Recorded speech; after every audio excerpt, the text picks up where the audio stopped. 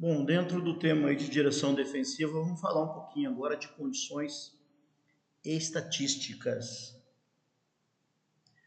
Eu já citei esse slide para você, mas eu disse que eu ia falar sobre ele mais vezes, tá? Quando a gente fala em direção defensiva, eu preciso pensar em três fatores que são indispensáveis. O condutor é responsável por 90% dos acidentes, né, que a gente chama ele de falha humana. 4% de falha mecânica, onde no slide anterior, no módulo anterior, eu disse que, na minha opinião, também podem ser evitados, porque se a falha é mecânica, alguém deixou de fazer a manutenção preventiva, ou alguém fez ela de forma incorreta, e 6% das vias, né, causado por má condições nas vias, que também tem responsáveis, né, que eu posso estar trabalhando através de cobrança de denúncias para melhorar as condições da via. O conceito é o seguinte: são condições desfavoráveis ou inadequadas ao trânsito. A gente chama de condições adversas, que se não forem tratadas com atenção, certamente vão propiciar a oportunidade de acidentes. Tá? Elas podem estar ligadas ao veículo, motorista, ao clima, às vias, ao tipo de carga, à luz, ao trânsito. A manutenção preventiva do veículo contribui para a segurança dos seus ocupantes e deve ser inspecionado diariamente. Nível de óleo, fluido e água, sistema de freio, lanterna, faróis, buzinas. Né? Casarinho diariamente, é o que o Código de Trânsito Brasileiro nos orienta. Cara, eu olho uma vez por semana. Né? Estou errado? Não. Né? Mas pela orientação deveria ser usado. Diariamente eu deveria avaliar. Né? Muito cuidado, então, com a manutenção preventiva do teu veículo. Tá? Porque quando ela passa a ser corretiva, ela já está me expondo a riscos de acidente. Né? Condições adversas do motorista. Compreende a alteração temporária do estado físico ou psicológico do condutor, a qual pode afetar a sua habilidade de dirigir ou de manter o controle do veículo. Dirigir em estado emotivo alterado, nervoso, estressado, tá? Dirigir cansado, dirigir sem parada por longos períodos, dirigir após tomar algum tipo de medicamento. Que tipo de medicamento? Simples dipirona tem a capacidade de intervir no nosso sistema nervoso central. Tá? Dirigir alcoolizado ou sob efeito de qualquer outra substância tóxica. Tá? Considera-se uma dose máxima de 0,6 miligramas de álcool por litro de sangue, que equivale a 2 doses de bebida. O Código Brasileiro de Trânsito, Código de Trânsito Brasileiro, CTB, determina em 0,5. A medicina é quem joga para 0,6, mas lembra que 0,5 já é autuação, R$ 1.935 de multa. Né? Tenha um comportamento de cortesia para com os outros condutores e pedestres, demonstrando não só educação no trânsito, né, mas também segurança emocional. Condições adversas ligadas ao clima, né? Esses fenômenos reduzem a capacidade visual, torna difícil aí o controle do veículo numa situação de emergência. Por exemplo, sob neblina, poeira e situações com pouca visibilidade, use sempre o farol baixo. Não, mas lá em rodovias de mão dupla, né? Rodovias duplicadas, a legislação diz que eu não preciso usar o farol. Então use como boa prática, já que a legislação não existe. Dentro da cidade, a legislação não exige usar os faróis acesos. Boa prática, está usando, ser visto. Em caso de chuva, reduza a velocidade para evitar o efeito de aquaplanagem.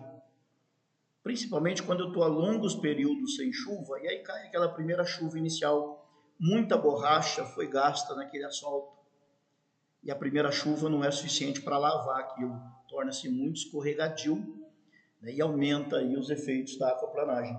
Muita atenção e cuidado ao realizar a ultrapassagem em local que esteja molhado, né, ou que possua aí lama, vai comprometer a estabilidade do veículo. Tais condições podem tornar-se tão extremas que nos impossibilitem de ver a margem da estrada as placas de sinalização, as faixas divisórias.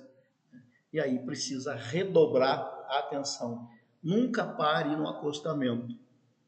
Se a chuva estiver intensa, se as condições não forem boas, procura um posto, uma entrada de uma fazenda, de uma estrada rural, e aí saia da rodovia realmente para parar. Jamais parar em acostamento, o risco é muito grande.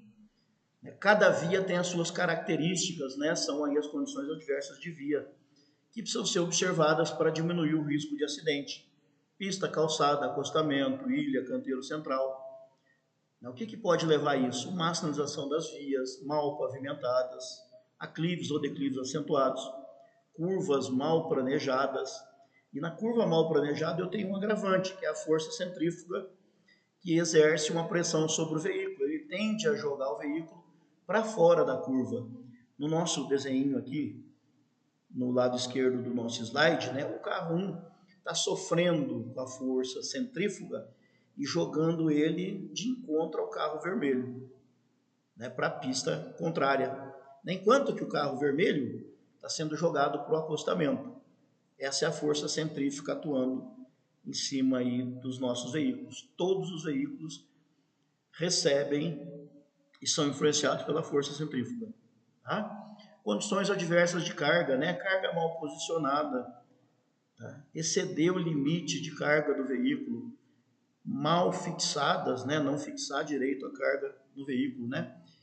Ao se aproximar de veículos pesados, como está na parte inferior esquerda do nosso slide, ao se aproximar de veículos pesados com carga, fique atento com o posicionamento e o conteúdo dessa mesma e procure manter uma distância segura. Jamais pare do lado do veículo.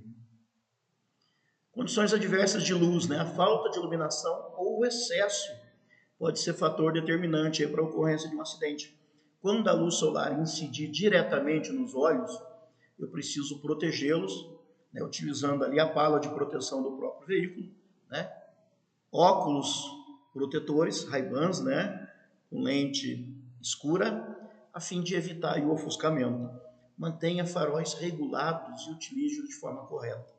Excesso de luz causa ofuscamento. Falta de luz, penumbra. Quando você encontrar com um veículo na rodovia e esse veículo tiver com a luz alta, pisca a tua luz para que ele perceba e baixe o farol dele. Jamais, em hipótese alguma, acione o teu farol alto também, porque aí nós vamos ter dois motoristas cegos caminhando um de frente para o outro. Tá?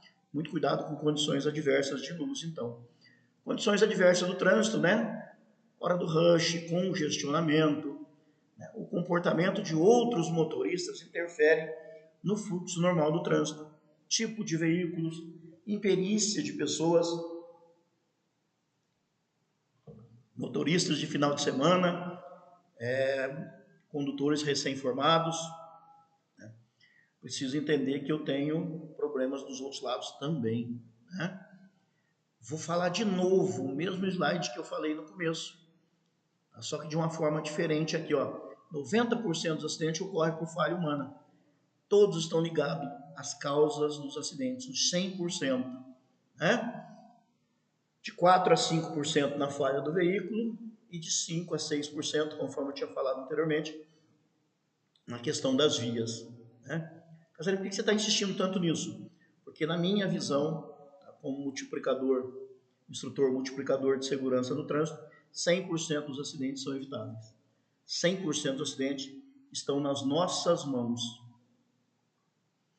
Trânsito nas vias, né? O comportamento humano é extremamente complexo e imprevisível, pois muitos são os fatores que colaboram para a atitude e resposta inesperada, as quais no trânsito geram tragédias, custos materiais, danos psicológicos altíssimos. Né? O comportamento das pessoas é a grande base para que a gente tenha um sistema de trânsito seguro, para que a gente multiplique o número aí de condutores defensivos. Eu preciso trabalhar no comportamento das pessoas.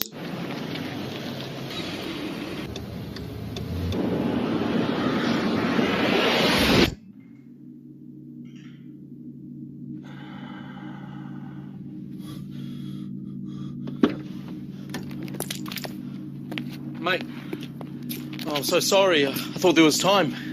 He's just pulled out. I don't have time to stop. Oh, come on, mate. It was a simple mistake.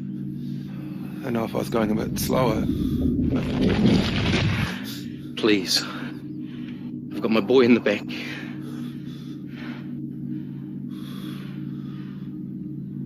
I'm going too fast. I'm sorry.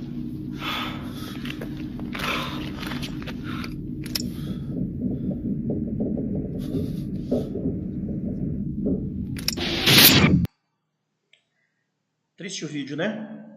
Mas, infelizmente, eu não tenho uma segunda chance no trânsito. A minha primeira atitude sempre é a que vai estar valendo.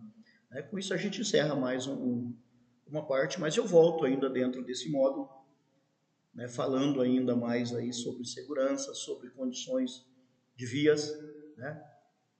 A gente está se aproximando aí do final do nosso treinamento, e eu queria mais uma vez reiterar aí a disponibilidade, através do WhatsApp ou através dos nossos contatos, né, se alguma coisa está ficando aí no ar, para que eu possa realmente ter uma efetividade nesse seu treinamento.